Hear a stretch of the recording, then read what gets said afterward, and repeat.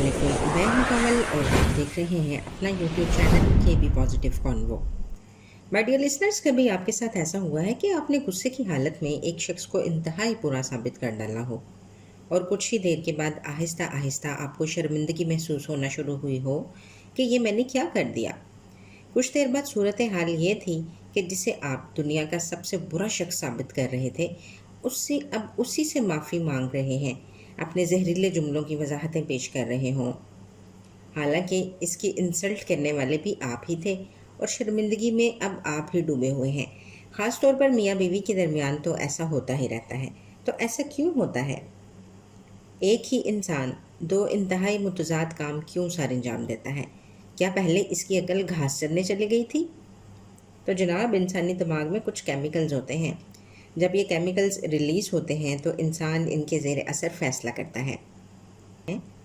अगर आपके दिमाग में लालच के केमिकल्स रिलीज़ हो चुके हैं तो आपके तमाम फैसले उस लालच के ज़ेर असर सादिर होंगे। अगर गुस्से के केमिकल्स रिलीज़ हो चुके हैं तो आपके तमाम फैसले गुस्से के ज़ेर असर सादिर होंगे। गुस्सा जब ख़त्म हो जाता है तो शर्मिंदगी के केमिकल्स रिलीज़ होते हैं। यही वजह है कि इंसान जिसकी इंसल्ट करता है बाद अज़ां उसी से माफ़ी मांगता है। हाथों से लगाई गई गिरें दांतों से खोलता है। इंसान एक शख्स को मुसीबत में देखकर उससे मदद का वादा करता है और बिल्कुल सच्चा वादा, लेकिन जब वो उठकर चला जाता है तो आपको अपना ये वादा खामखा की मुसीबत लगने लगा। वजह एक्चुअली वादा करते हुए आप उसकी हालत ज़ार को देखते हुए कुछ केमिकल्स के ज़ेर असर थे। जनाब, इंसानी दिमाग या तो तमाम फैसले अकल की रोशनी में करता है या नफ्स की ख्वाहिशात के ज़ेर असर। तवील अरसे तक इस कशमकश से गुजरने के बाद अकल और नफ्स में से एक मुस्तकिल तौर पर गालिब हो जाता है। फिर सारे फैसले उसी गलबे के तहत सादिर होते हैं। हर नई सूरत हाल में दिमाग सोचने की भी कोशिश नहीं करता, बल्कि जो जज्बा गालिब है उसी के तहत खुदकार तौर पर फैसले सादिर करता है। गुस्से की कैफियत बहुत खौफनाक होती है। चंद सेकंड्स का गुस्सा दिमाग को बिल्कुल शल करके रख देता है।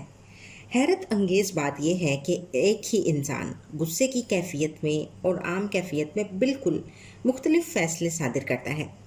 जितनी देर अकल साथ देती है वो किसी दूसरे को नुकसान पहुंचाने से गुरेज करता है, और जब गुस्सा गालिब आ जाता है तो दूसरे को नुकसान पहुंचाने की कोशिश में वो खुद को नुकसान पहुंचा बैठता है। वो कत्ल तक कर देता है, हालांकि उसे बखूबी मालूम होता है कि कत्ल की सज़ा फांसी है। इश्तियाल जब ख़त्म होता है तो फिर इंसान खुद हैरान रह जाता है कि वो क्या क्या इंतहाई इक़दाम कर चुका।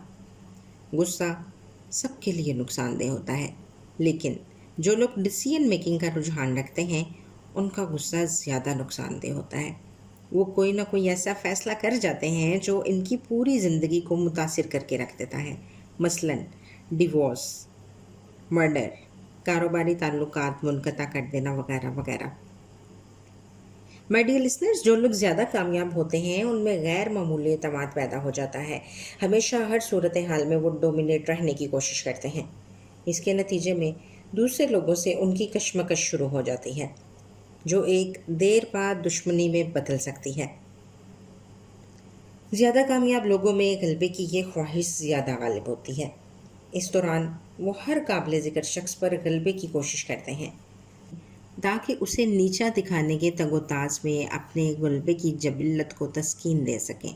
अक्सर लोग वैसे ही बड़े लोगों के सामने बिछ जाते हैं।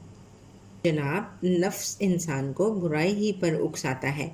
इल्मी और अक्ली तौर पर आदमी जितना ज़्यादा बाखबर होता है इतना उसकी ख्वाहिश पर गालिब आ जाने का इम्कान ज़्यादा होता है। हज़रत अली बिन उस्मान हजवेरी और शेख अब्दुल कादिर जिलानी जैसे सूफियों से तालीम पाने वाले जानते हैं कि कैफियत के जादू से किस तरह निपटा जाता है। गुस्से, खौफ और दीगर कैफियत के तहत वो फ़ैसला साजी करते ही नहीं बल्कि उनके टल जाने का इंतज़ार करते हैं। वो सिर्फ मुस्बत जज्बे के सामने सरनगू होते हैं, मनफी के सामने वो डट जाते हैं। यूँ वो सोच समझ कर वही कदम उठाते हैं जो उन्हें आफियत के दायरे से बाहर निकलने नहीं देता। सही मायनों में यही लोग आज़ाद हैं। اپنے اپنے پیشے میں آخری حد تک کامیاب ہونے کے باوجود دوسرے سب غلام ہیں۔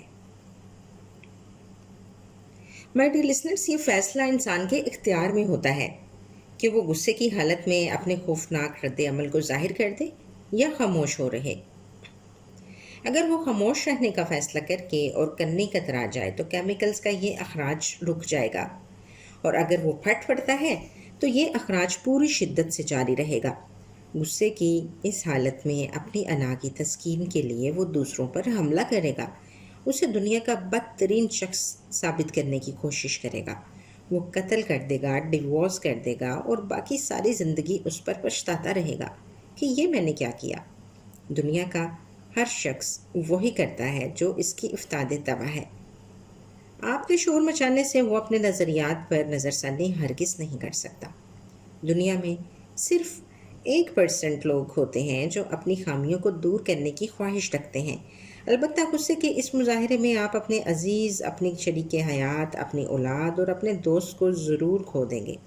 تو مائی ڈیئر لسنرز، اگر آپ اپنے پیاروں کو کھونے نہیں دینا چاہتے تو اپنے ایٹیچیوڈ پر ہم سب کو غور کرنا ہوگا۔ ذرا سوچئے۔ ملتے ہیں نیکسٹ ویڈیو میں، تب تک کے لیے مجھے اجازت دیں۔ اللہ حافظ۔